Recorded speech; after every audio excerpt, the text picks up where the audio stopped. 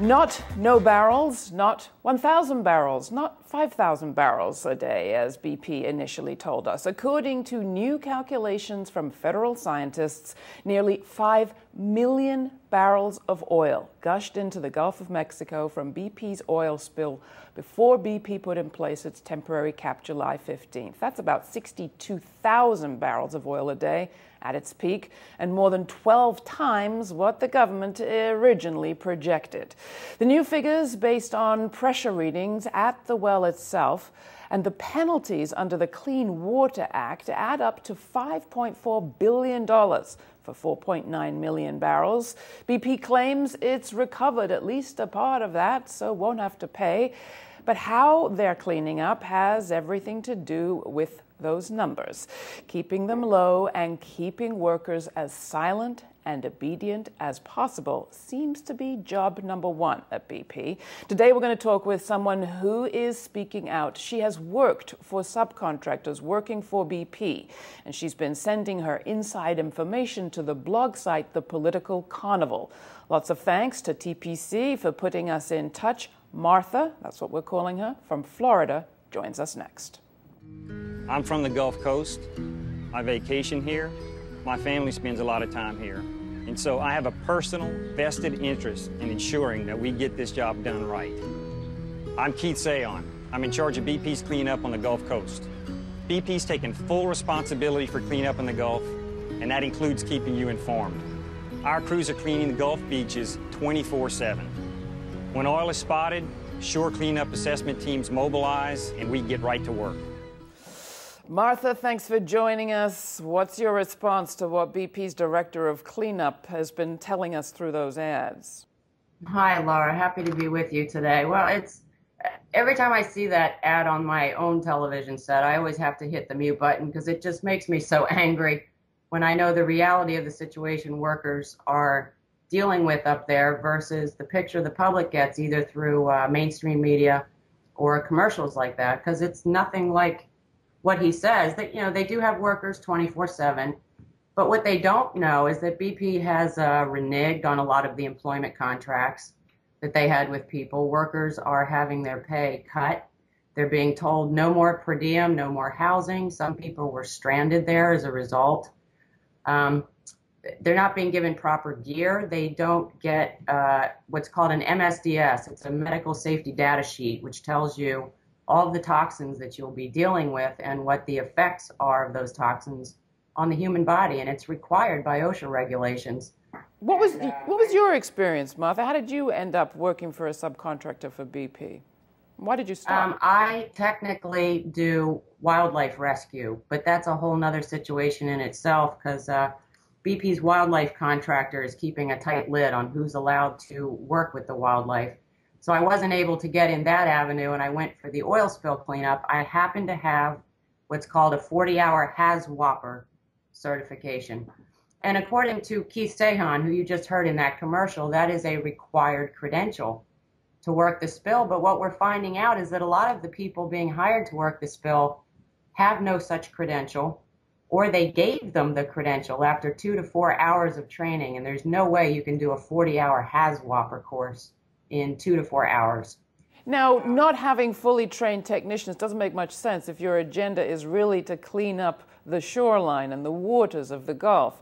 It might make sense in light of the equation that we know is going on in BP's head between the amount of oil they recover and the penalty they'll have to pay for what they've done here.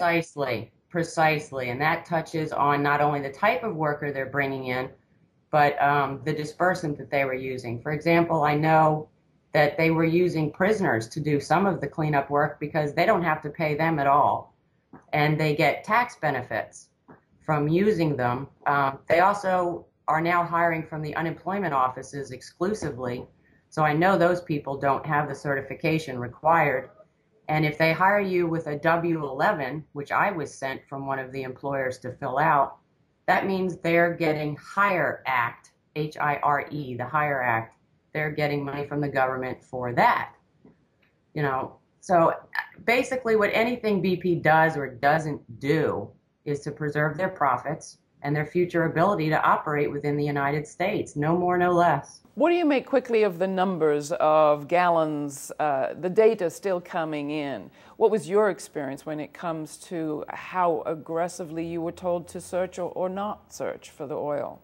Yeah, that's a problem as well. For one, I know there's a lot of debate about the toxicity of the dispersant versus the oil with the dispersant mixed into it. And as far as I'm concerned, from my own training, it's all toxic. So when they tell you that it's weathered oil or tar balls and it's not toxic, I simply don't buy that at all. But one of the issues some workers were having on the beach is we were told to surface clean the debris off the top of the beach. But if you take your shovel and dig as far down as 18 inches, you can see the sheen. You can see the oil. We were told, don't worry about that. Nobody can see it. That's not your job. You just make the surface look pretty. What's the role of companies like one of the ones you've mentioned in your blog entries? Is it P2S Fluor? Yeah, what P2S is they are a subsidiary of Fluor. Fluor is a Fortune 500 company. They're ranked 111th with about an $8.8 billion market cap. They have over $700 million in government contracts, including in Afghanistan. It's an oil and gas unit of Fluor. Their 2009 total revenues were $22 billion, and of that, the oil and gas segment had $1.8 billion in revenue in the second quarter. So if you follow the money trail of what BP is doing and how they are handling it, like I said, everything they do is either to preserve profits, to limit fines, and it affects their future ability to operate within the USA. Because one thing that a lot of people don't know is about the only authority the United States has is to tell BP they simply can't operate here anymore. And they give people the impression that Admiral Allen somehow has authority over BP. But if you go to the Department of Homeland Security website, FEMA.gov, and look at the National Response Framework, which is the document that they use to lay out the roles and responsibilities of organizations that respond in a crisis, the roles and responsibilities laid out there pretty much give BP the authority to do or not do anything they want. So what's the role of Thad Allen, the National Coast? Thad Allen's only role there is to monitor the situation, period. That's it. He has no authority. People are under the impression that he tells them what to do and they have to comply, and that's simply not true. Martha, we've got less than a minute. Quickly, one of the disturbing things you've mentioned recently is the language used by some of the squad leaders about the workers who are involved in cleanup. Yeah, that actually was not my experience, but it came to me from a fellow colleague that I've worked with. She worked for a different company and she quit on Friday. And I asked her why, because I know she's in financial hardship right now. She's a breast cancer survivor, working the oil spill of all things, but money's money. But she told me she quit on Friday, and I asked why, and she said that she'd pretty much had her fill of stupid. And I said, what, you mean your fellow workers? She said, no, the supervisors. I overheard them referring to the African-American workers with the N-word. And they were telling women that they could not do certain jobs because they were not permitted to work alongside men. And this is the year 2010.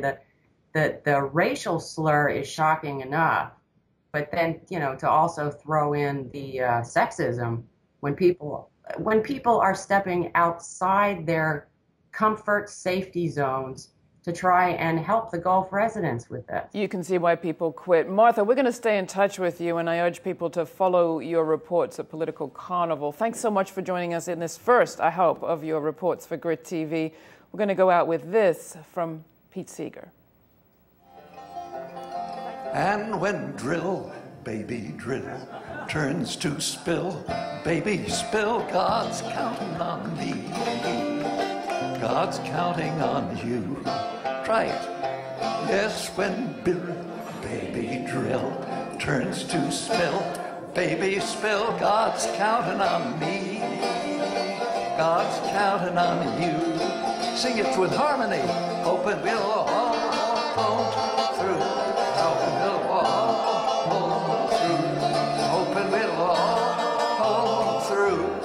me and you.